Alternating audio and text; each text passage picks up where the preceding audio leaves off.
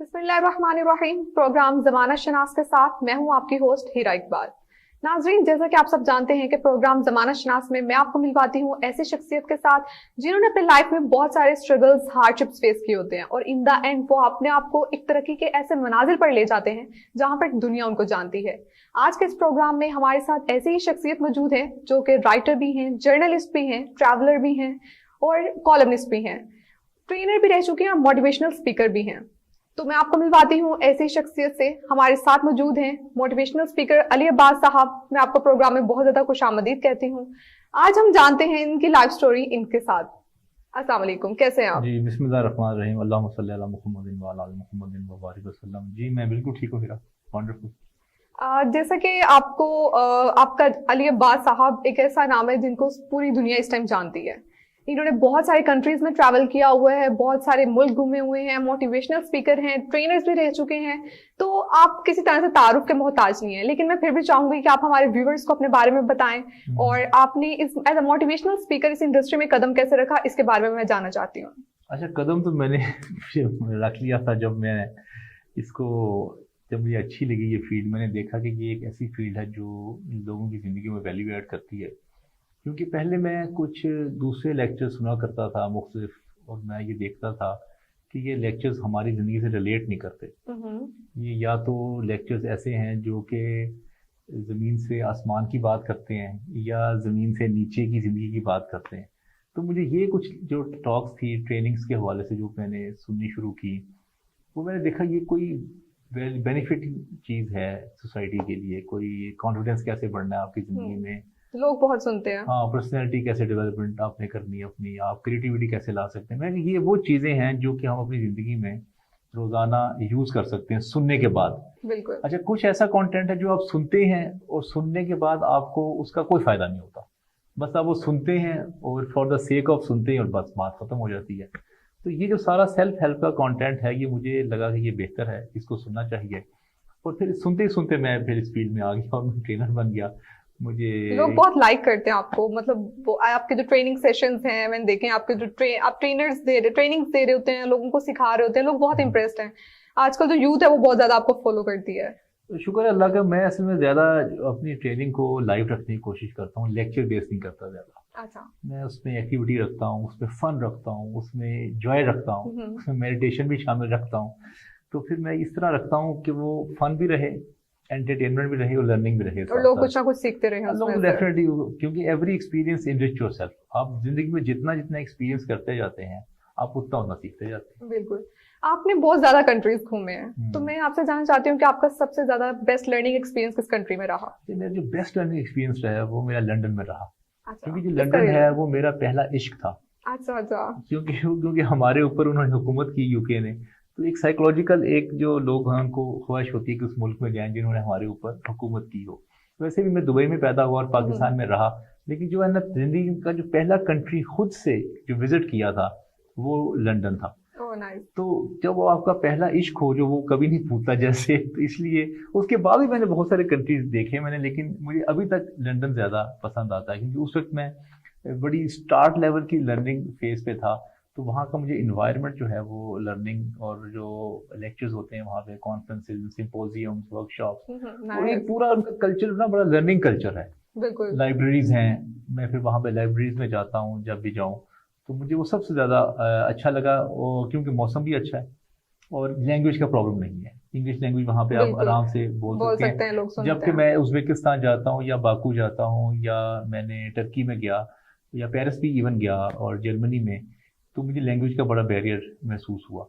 तो उसको कैसे आप करते थे कि जैसे गूंगे बोलते हैं, पानी पीना है या उधर रास्ते में जाना है। आजकल वो एप्स का निकला हुआ कि आप एप्स पर उसको बोल लेते हैं और फिर इन द एंड आप अपने जो भी वहां पर आप जो हैं उनको दिखाते हैं, वो फिर आपकी उससे कम्युनिकेशन को अंडरस्टैंड कर लेते होते हैं। लाइक आपने कभी इस तरह से कोई एप्स वगैरह यूज करके लोगों को अंडरस्टैंड करने के लिए, उनको बताने के लिए कि what you want to set, तो इस तरह का कुछ आपने एप्लीकेशन? मैंने नहीं किया वैसे ये काम। मुझे ऐप से वैसे ही मुझे बड़ी डिफिकल्टी लगती है। मैं कहता हूँ कि आपको बात वैसे समझा लेनी चाहिए, क्या बार बार बोलें फिर वो समझे फिर वो ट्रांसफर करे, फिर ये थोड़ी हर्डल लगती है मुझे। तो फिर मुझे ऐसे कंट्री में ज्यादा कम्युनिकेशन का मजा आता है। देखिए आप ये ट्रांसलेशन के जरिए आप किसी से लंबी देर तक बात नहीं कर सकते, आप बोर भी हो जाएंगे, आपको एक हर्डल महसूस होगी। تو مجھے مزہ وہاں آتا ہے جہاں پہ آپ کمیونیکیٹ ایزی کر سکیں, وہ بھی آپ سے بات کریں, آپ بھی ان سے بات کریں, گپ شپ چلتی رہے. گپ شپ چلتی رہے, ایگزیکٹلی. اچھا علی عباس صاحب, آپ کی لائف کی بہت ساری ڈائمینشنس ہیں, آپ رائٹر رہے, ٹرینر بھی ہیں, ٹریولر, ٹھیک ہے, آپ نے انٹرفیرنس ڈائلاگ میں بہت زیادہ کام کیا ہے, ٹورزم کو آپ نے کافی پروموٹ کیا ہے. اگر میں کہوں, مطلب آپ سے جاننا چاہوں کہ علی عباس لائک کیا پہچان ہے آپ کی, اپنی ذات سے آپ کیسے اس کو منسلک کر سکتے ہیں, ایک ون سینٹینس میں کس طرح سے اپنے آپ کو کنکلوڈ کر سکتے ہیں, تو کیا کہیں گے آپ؟ ون سینٹینس کی بجائے میں ایک ورڈ میں ہی کنکلوڈ کر دیتا ہوں, دیٹ از ڈسکورر. نائس. مجھے اصل میں نا جو بھی کام میں کرتا ہوں, مجھے مزہ آتا ہے جب تو میں ڈفرینٹ کام کرنا شروع کرتا ہوں تاکہ میں سیکھوں اس میں بھی کیا ہے. جیسے ٹریننگ میں مجھے خود سے سیکھنا کا بھی بڑا موقع ملتا ہے, اس لیے میں نے ٹریننگ شروع کر دی.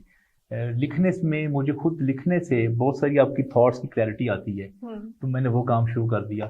اس طرح نا میں ایک کام سے نا ذرا جلدی اکتا جاتا ہوں, مجھے لگتا ہے ایسے, میں کہتا ہوں سم تھنگ نیو کریں.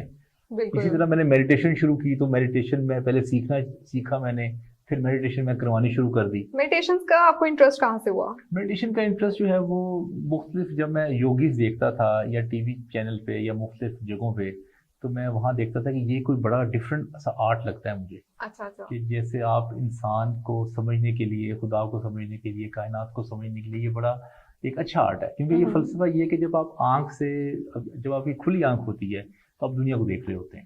جب آپ کی آنکھ بند ہوتی ہے تو پھر آپ اپنے اندر دیکھنا شروع کرتے ہیں. یہ ان کا ایک چھوٹا سا ایک فلسفی ہے, تو مجھے اچھی لگی یہ. میڈیٹیشن اور یوگا میں کیا ڈفرینس ہے؟ میڈیٹیشن جو ڈیل کرتا ہے وہ آپ کے مائنڈ کے ساتھ ڈیل کرتا ہے زیادہ تر.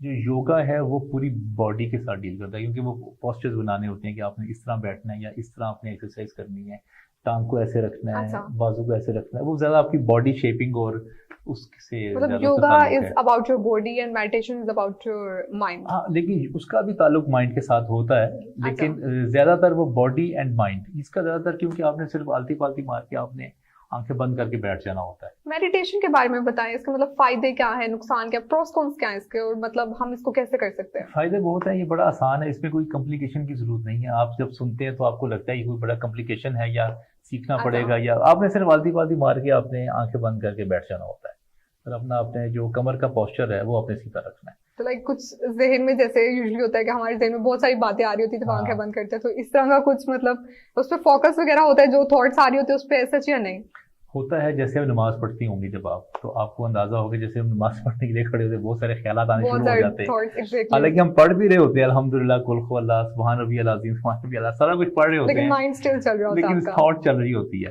اچھا, تھاٹ آپ کی نا ہمیشہ اس وقت زیادہ آپ کے اوپر بہت زیادہ سوار ہوتی ہیں جب آپ پرسکون ہوتے ہیں. اچھا. جب آپ بہت ساری ایکٹیویٹیز میں مصروف ہوں تو آپ کو اتنی تھاٹس نہیں آتی. اچھا. تو وہ میڈیٹیشن میں آپ کو پہلے بہت ساری تھاٹس آنی شروع ہو جاتی ہیں یکدم فوری اسپیڈ سے. آپ کو کسی سے پیسے لینے ہیں, کسی کو کال کرنی ہے, ساری باتیں آپ کو ریکال ہو رہی ہوتی ہیں, فوراً سے ہونی شروع. لیکن ایک ٹائم مطلب 20 سے 25 منٹ کے بعد پھر آہستہ آہستہ وہ کم ہونی شروع ہو جاتی ہے. پھر ایک ٹائم ایسا آتا ہے کہ آپ کا جو مائنڈ ہے وہ تھاٹ لیس ہو جاتا ہے. جیسے ہی مائنڈ تھاٹ لیس ہوتا ہے تو پھر you start getting in side you, اور پھر آپ کو اندر اپنے چیزیں جو ہیں وہ آشکار ہونی شروع ہو جاتی ہیں. پھر آپ کا کنیکٹیوٹی جو ہے وہ آسٹرل ورلڈ کے ساتھ, کائنات کے ساتھ جڑنا شروع ہو جاتا ہے. تو کتنے ٹائم پیریڈ کا, لائک آپ 1 گھنٹہ دن میں آپ خود کو میڈیٹیشن کے لیے دیتے ہیں, یا کس طرح سے کتنے ٹائم پیریڈ کے لیے چلتا ہے؟ ویسے تو اگر 1 گھنٹہ دیں تو آپ بہت آئیڈیل ہے.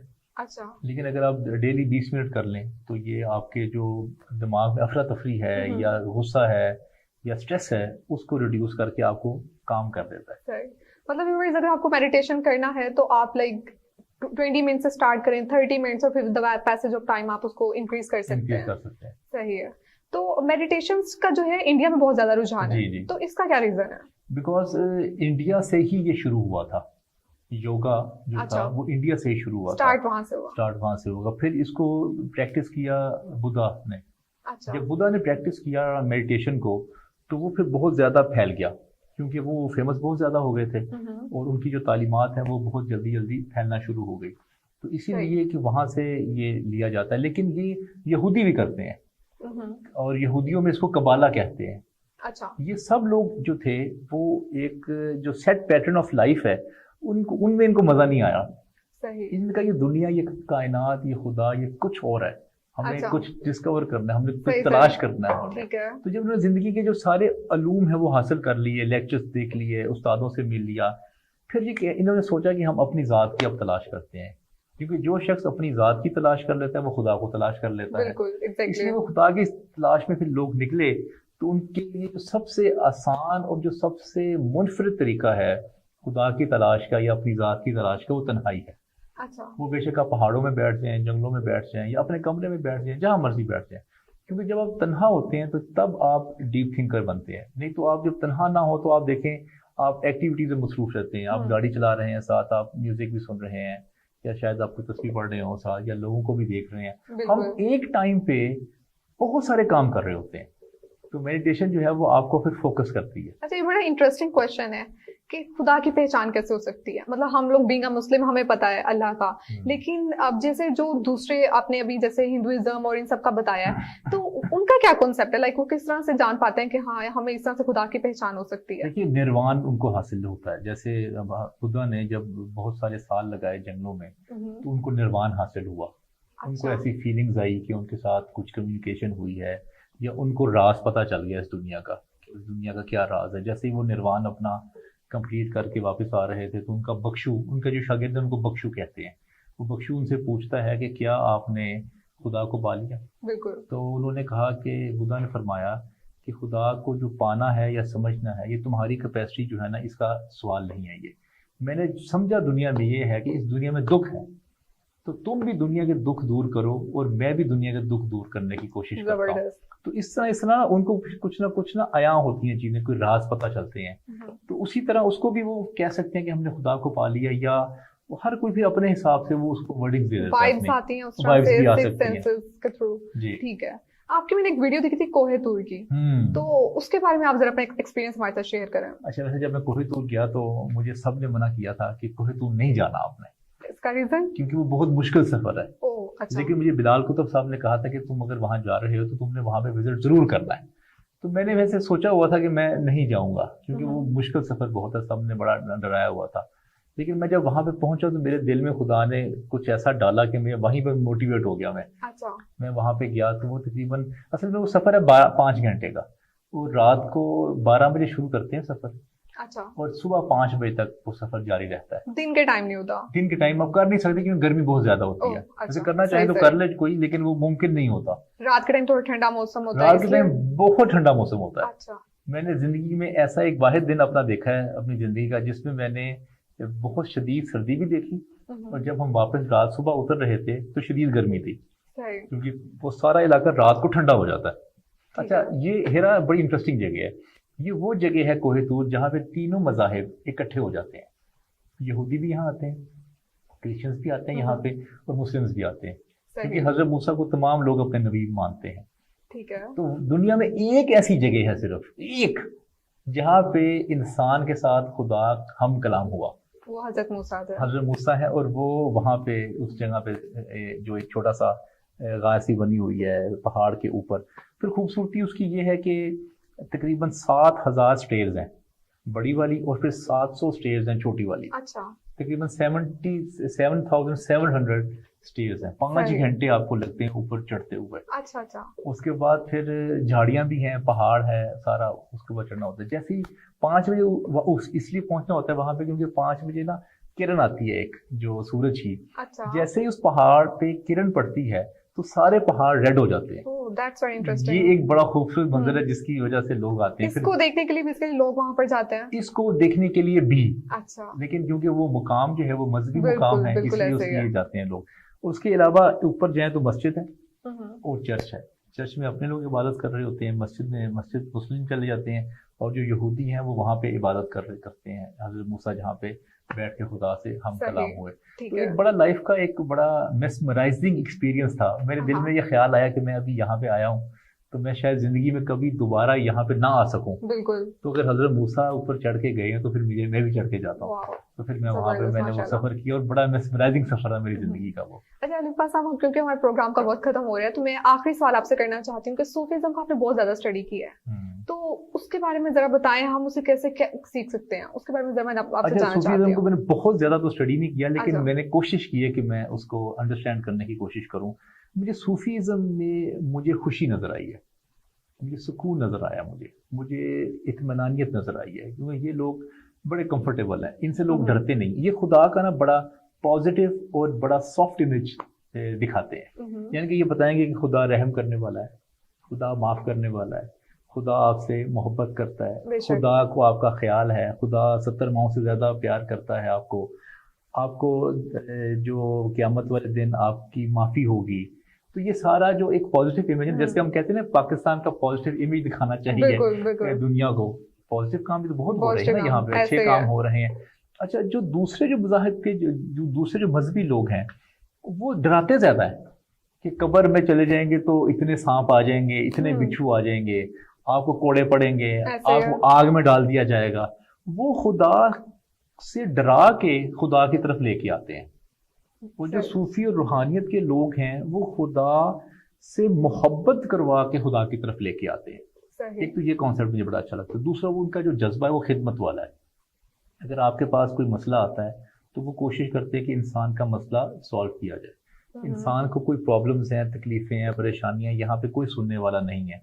वो लोगों की परेशानियां सुनते हैं, मुसीबतें सुनते हैं, उनको हल करने की कोशिश करते हैं, तस्बीह दे के, दवा दे के, दम वाला पानी दे के। लोग इंस्पायर होते हैं, लोग उनसे इंस्पायर होते हैं और वो कोशिश करते हैं कि इसका ताल्लुक खुदा के साथ डायरेक्ट जुड़े, ताकि ये अपने मसले जो है ना वो खुद सॉल्व करने की इसमें कोशिश हो, इसमें ताकत हो। क्योंकि इंसान को हेरा अपनी ज़िंदगी गुजारने के लिए मज़हब का एक स्कूल ऑफ थॉट चाहिए होता है। ऐसे ही है। क्योंकि मुख्तलिफ स्कूल ऑफ थॉट्स को स्टडी किया, तो स्टडी करने के बाद मुझे सबसे बेहतर ये लगा, क्योंकि ये नहीं कहते कि अगर आप मुसलमान नहीं है तो हमारे पास नहीं बैठ सकते। अच्छा। ये नहीं कहते कि अगर आप हिंदू हैं तो हमारी प्लेट में खाना नहीं खा सकते आप। अगर आप यहूदी हैं, हिंदू हैं, सिख हैं, ईसाई हैं, जो भी हैं, ये उनके साथ बैठते हैं, खाना भी खाते हैं, अपना खाना उनके साथ शेयर भी करते हैं और उनको ये फील नहीं करवाते कि that we are superior then you. Anil बात साहब, बहुत शुक्रिया आपका, आपने अपने कीमती वक्त में से हमारे लिए टाइम निकाला। उम्मीद है नाजरीन आपको हमारा प्रोग्राम बहुत पसंद आया होगा। अपने रिव्यूज जरूर शेयर करिएगा हमारे साथ। देखते रहिए प्रोग्राम ज़माना शनास विद हीरा इकबाल।